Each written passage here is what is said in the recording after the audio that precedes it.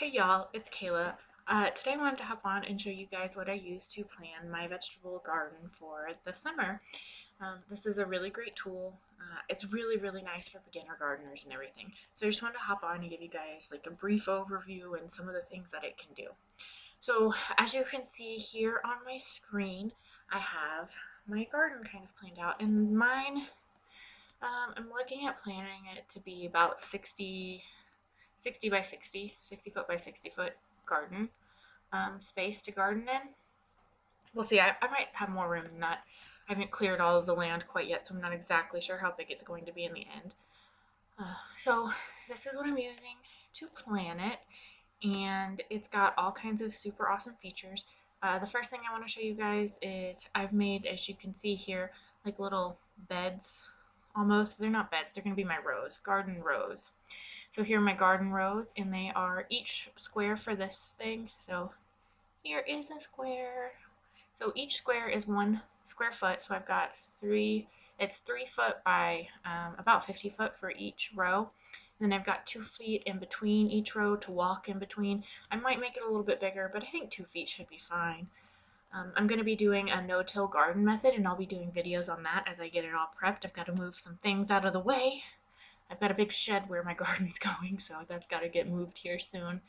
And then I will be doing videos on garden prep. So I wanted to show you guys, oh, here, let me just delete that so I know what we're doing. So the first thing I wanted to kind of show you guys was how you can build your little beds out or whatever you're doing. So up at the top here, there's this draw rectangle, and you can just pick a corner and hold it down and drag and make your bed whatever size. And you can add in whatever garden features, like if you have fountains or I don't know, walkways, paths, whatever you want to add, you can add to your garden and make it really nice and pretty. Let's delete that. So let's go ahead and add those Brussels sprouts back in. I want to show you how you can pick them. There's a ton of things to choose from, not just fruits and veggies. They have flowers and trees and shrubs, and you can make your own plants up if you want to, if you have something that they don't have that you want to add into your garden. So I'm using it to not only plan my vegetable garden for the year, but it's also going to be planning like all of the landscaping around my entire property. I'm going to have different garden layouts for all of those areas. And it gives me information about growing Brussels sprouts, like what kind of soil it needs, what kind of sunlight it needs, how it does with frost, if it's a perennial, what you need to do to feed the plant, all kinds of pretty much everything. Usual spacing for the plant, when to sow and plant it, notes, harvesting, how to harvest it. Really nice stuff. And it also tells you the family that it's in. So anything that you see with this green color is part of the brassicas family. Anything with this gray, oh, gray is miscellaneous. Oh, here's a pink. We'll click the pink one here. Pink, I'm really not going to try and pronounce things. It's going to turn out bad. We'll click the bean one. Legumes. I can say legumes. So pea and bean family, legumes. So all of that. So let's go ahead and add some Brussels sprouts into the garden. So I click it once. You only click it once. Oh, it's on the wrong thing. Get rid of this. There's another type of garden that we're going to go over in just a second where how it's the square makes a lot of sense. Turn it off, hit OK. Oh, wait, let's redo it. Come on. Okay, I think it took it off. Let me zoom out. Right back to the circle. Okay, yeah. So let's put some Brussels sprouts in my garden. I want to put a plant here so I can have one plant right there. One Brussels sprout plant. Or if I wanted to, I can drag this over, still only holds one in a row, and drag down. And this makes mini Brussels sprout plants. And now I have 13 Brussels sprout plants in my row. Now that I have them in my row, the next thing I can do, which is really nice, is I can double click and it brings up this label and variety. So I can click and I can choose a variety whatever I wanted to choose. They have quite a few in here, but let's say, I think mine is actually in there, but let's say that it's not in there, the variety I have. I can come over here and click this little plus button, and I can click new variety, and I'm gonna call this Kayla's Extra Special. Oh, there's something on my keyboard. Special sprout. I need to get an air duster out. Extra special sprouts. And then I can come over here and I can use custom spacing if, let's say, my Brussels sprouts are giant Brussels sprouts and they need a foot between them or whatever. And then I can also use custom sow, plant, and harvest times. So if I know that my variety, I can plant it in December because it's extra special. So I can come plant it over here in December. Um, but I don't need to use custom times because it'll show me regular stuff. But you can choose, like, if you want to sow it at a certain time, plant it at a certain time, harvest at a certain time for your variety. And then I click done. Yes, I want to save this variety. And then whatever features I put in there, it'll be on the list for the next time I pick it. So the reason that the sow and plant dates are important is because if I come up here, I already have it open, but if you don't, there's this plant list button. So I can click this plant list, and it's going to open up a list of everything that I have put into my garden. And it's going to tell me what type of plant it is, how many I need, and it will give me, if they have the link to it, a place to go buy it from. You can change the seed catalog that is your main catalog up here. Then show summary, it makes it a little bit less. You can add, like if you have notes, you can add notes in here, whatever you needed. So let's say I've got my blackberries here and I'm harvesting. I can put harvested on June 30th. I don't know when blackberries are ready here. This will be my first year growing them in Montana. It's going to be sometime in June because it's not, or July. It might even be July. I'd say July. Or August. This tells me August. So the other thing that's going on here that I really like, if you're using a variety that's in or you've already input what you wanted, it gives you your sowing time, which is this blue, so sow indoors or under cover. So it'll give me like here, this bok choy, I need to sow in April. Or if I come down here and these lettuces can all be sown indoors in April. Come down even further and I can sow my onions starting in March. Now I do have quite a few things on here that are blank for mine as far as my sowing indoors, outdoors, plant outdoors, all of that. And that is because they technically do not grow in my zone regularly, or they don't have information for how to grow those plants. But what I am doing for things that aren't supposed to grow in my zone is I am making a indoor grow area. So all of these plants, well, except for the corn. The corn's just, we're going to see what happens with the corn. They're cold weather corn, so they should be okay. And I might start them outside under a hoop house or something like that. But like, say, like the cucumbers, the eggplants, let's go down a little bit further. Some of these melons here, and all of the peppers, and all of my tomatoes and everything. Those I'm going to be starting indoors here in the next month, month and a half in a grow light setup. And they will be going outside and they should already have flowers on the plants. So because my growing season really, my last frost is in May, but my real growing season for a lot of fruits and veggies does not start until June, unless it's a cold weather crop. I can't put it in the ground until June.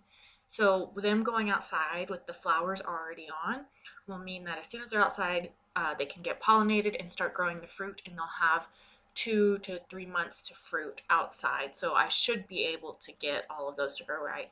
I know I can do peppers and tomatoes, and I've done a couple of melons. Some of the things are new. I haven't done eggplant here. I haven't done any of the cucumbers here, but I don't really foresee any problem because I am starting them inside. So yeah, be looking out for that video coming up. I'll just kind of be explaining my grow setup indoors. All right, and then the next thing that's nice is, and I don't have it right now, but what this system does is that every month, twice a month, it sends you a little email and it says, hey, you need to start these plants inside. You need to go plant these outside. You need to go harvest these plants. It gives you a nice little reminder of what you need to be doing for the month. Actually, one of the things that's nice is if you are new here, it has the whole, what is the word that I'm looking for? Tutorial on how to use it. And it shows you how to use all of their system and everything. So how you plant it, quick start video drawing, adding plant varieties, planting reminders, and frost dates here. Let's click this real quick for you guys because I think it will go in depth with how the planting reminders work. Well, I tried to show you guys that video, but then I realized my sound wasn't on for sound coming through the computer, so it sounds a little crazy. So you can watch it for yourself, but I just want to, it does tell you, it does send you the emails for what to do, and it's what to sow and what to plant. Twice a month it gives you that to help you kind of keep track and keep you organized, which is great. If you're like me and a little scatterbrained sometimes, it's nice. And then I also use this, so once I have all of my stuff in here the way I want it, then I take this list and I go set up a file system for my seeds, which I will also be doing a video on how I have my seed file system done. And this is a great list to have. And then it also, like I said, you can click like, this one take me, territorial, this one takes me to Baker Creek. So let's say I don't have any of these Matoya eggplant seeds anymore. I can just click this little button and it's going to travel me over to Baker Creek to order the eggplant seeds that I need and anything else I need, because you can't just buy one type of seed. You can't do that. So that is the use of this type, this here. Now the next thing I want to show you guys is, oh, I feel a sneeze coming. My planter garden. So the next thing I want to show you guys is how to do a square foot garden in here. Change this to, okay. So here I have set up my raised beds, which I have 4 raised beds, which are 4 foot by 8 foot by 4 foot tall. I made them taller to grow root vegetables in, specifically because the ground here in Montana is fucking rocky. I mean, I have a rock farm, not any other type of farm. I go outside and I pick rocks every day, all days of the year. That is my job. I might think I farm other things, but really, I farm rocks. So I wanted to show you how the square foot garden feature works, and let me see if I need to change it. Yeah. Oh, too big. So over here, this SFG, I want to come and click it, and click it again. It's funny because when I toggle back and forth between the two types. Okay. So now I have my square foot garden mode on, which means that when I go click, let's do, what do I want to plant today in my square foot garden? Trellised fruit? Why isn't there a trellised squash? Anyways, let's see what kind of plants. Oh, let's do parsnips. I haven't planted parsnips yet, so I can grab my parsnips. And you see the little number 9 up in that corner there? that is letting me know that in 1 square foot I can plant 9 parsnips. What I usually do is I plant 4 extra when it's something like 9, and then I um, come in and pluck some of them out of the way, just to make sure I have plenty, because they won't all germinate. Um, so I plant a few extra. All right, so now I have 1 square foot of parsnip. Yay! And again, I can click on this. I can click down here and I can choose my variety. So, ooh, white spirit, just because I like the name. And then I'm going to click done. Now I have 9 white spear. This one, unlike the other one, I can't just drag this around. So the way I put in more is you click on it. You have the little brackets around it so you know it's highlighted. You hit the copy button here and then paste. So I'll just do 3 more and make a whole row of parsnips here. 1, 2, all right, so now I have my row of parsnips. Now, the next thing that's really, really nice, and you can use this in the regular garden one too. It's not specific for the square foot garden, but I'm only using it in my square foot garden because it's the only place where I'm growing plants that take enough time to use it in Montana. If you live somewhere warmer than I do, you can definitely utilize this in your regular garden and make multiple succession plantings. So that's the tool I'm talking about. They have a succession planting tool. So right now you can see, oh, I'm trying to touch and show you with my hands, but I don't have a video screen behind me. You can see here how I have all of the beds look full pretty much, except for this one. This one here is actually going to be a potato bed. It's not going to have these other things in it. This is going to be strictly potatoes. I'm just using it to show you guys things. But as you can see, all of these beds look full. So I want to come here and I'm going to say all months, and I'm going to choose May. Now it's changed. Now I have a couple empty places, and you can see here I've got scallions. Here I've got daikon radishes. Here I've got carrots. Here I've got turnips. I've got some spinach, and I've got some bok choy. That's what I've got in my garden. Now what I want to show you is when I go in and I double click on a scallion, I have this only in the ground from May to June checked. So that's saying that I'm going to plant it in May and harvest it sometime in June because scallions are a really quick growing plant. Same with these daikon radishes. They're like a 60-day plant. So from the beginning of May through June, the daikon radishes are going to begin, and then they're going to come out. I'm going to harvest them, and then I can plant something else in that spot. So hit done here. Let's change it to, so June. Again, I've planted some other things now that it's June. Got some more things going in, some Mizuna, some rutabagas. And then I'm going to come here again and I'm going to click July, because remember, I'm supposed to be harvesting the scallions in July, the turnips in July, and the other turnips in July. Oh, the radishes in July and the other turnips in July. So July, they're gone, and I've replaced these with beets. And I've got some bok choy over here. I haven't figured out what I'm putting in here yet. Oh, leeks. I have to put all of my leeks in here. And then over here I've got some Mizuna and room for something else. I probably will do, I have a big turnip, no, I have a big radish assortment. So I'll probably do my radish assortment here. So now I've got these leeks here. From July through October, leeks are frost tolerant, and if I need to, I'll throw a hoop over it, and they will be fine in there until October.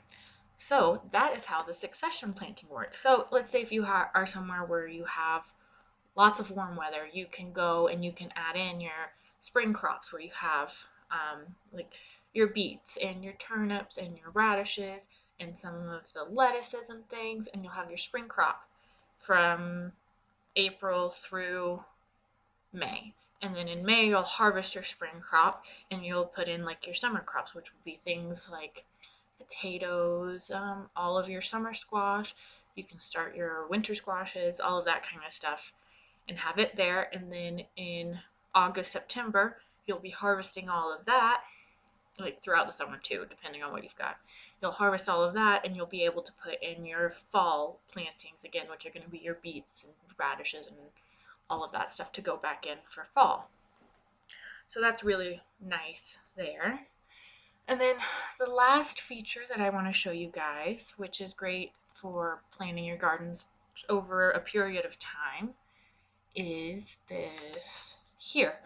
So if you look at the top, it says 2021. This year's 2020. So this is going to be my next year's garden, not this coming year, but the next year.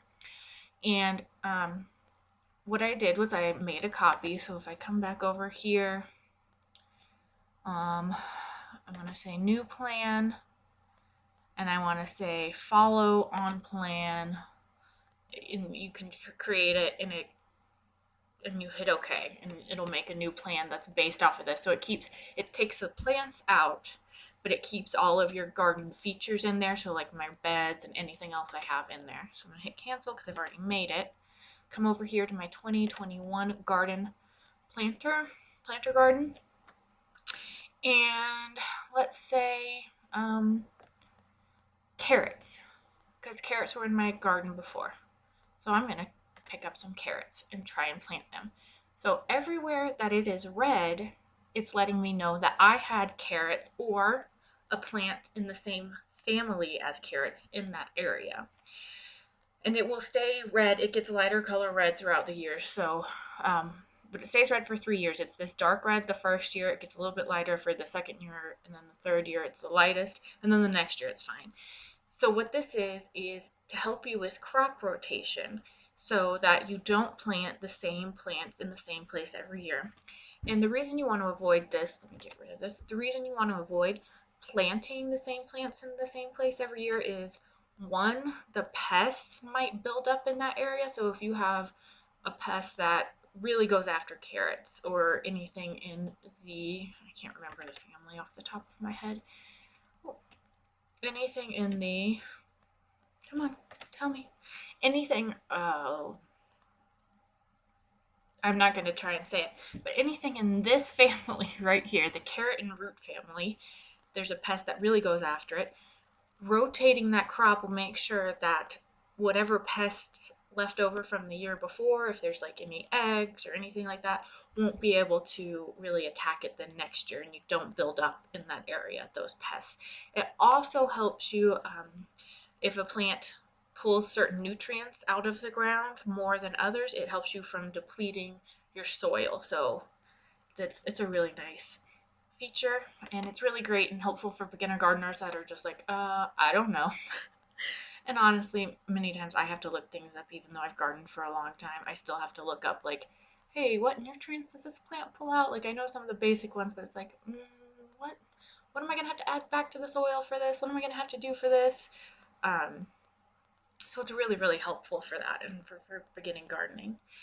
So that is the garden planning part of this. And now I want to take you to the regular website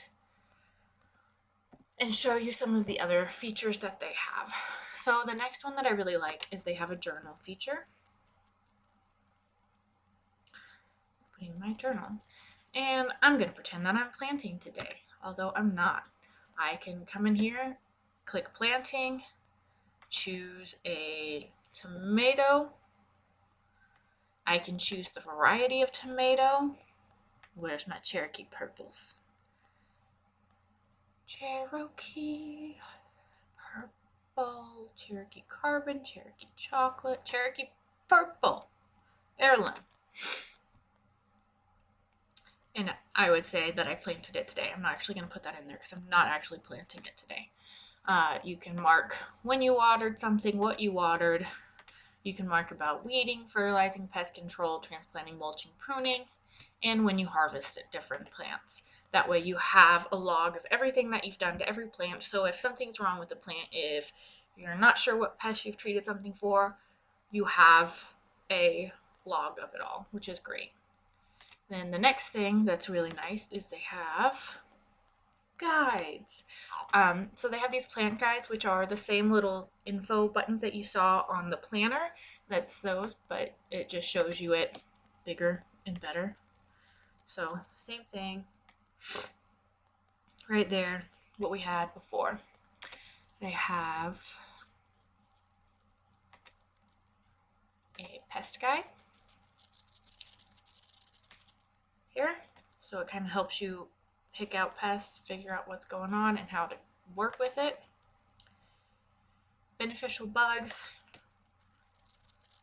so you can learn about all the good bugs.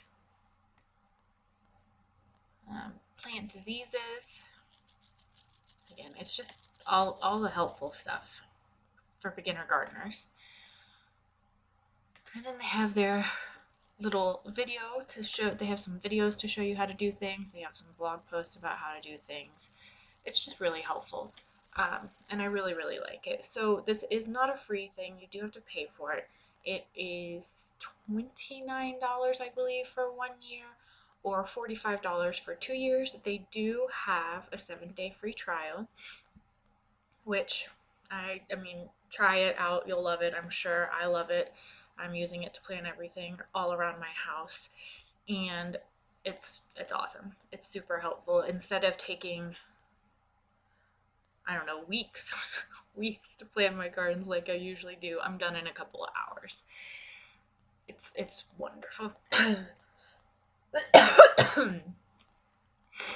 Oh, my allergies today.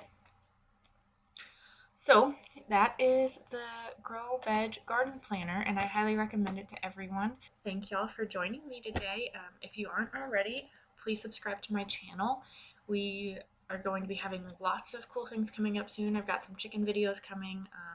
I've got some videos about growing indoors, some seed starting videos, all kinds of stuff starting up here soon. And I'm going to be going through my process of getting my garden, my no-till garden ready too, and it's all going to be on here for you guys to watch. So thank you guys for joining, and I hope y'all will be here next time. Bye.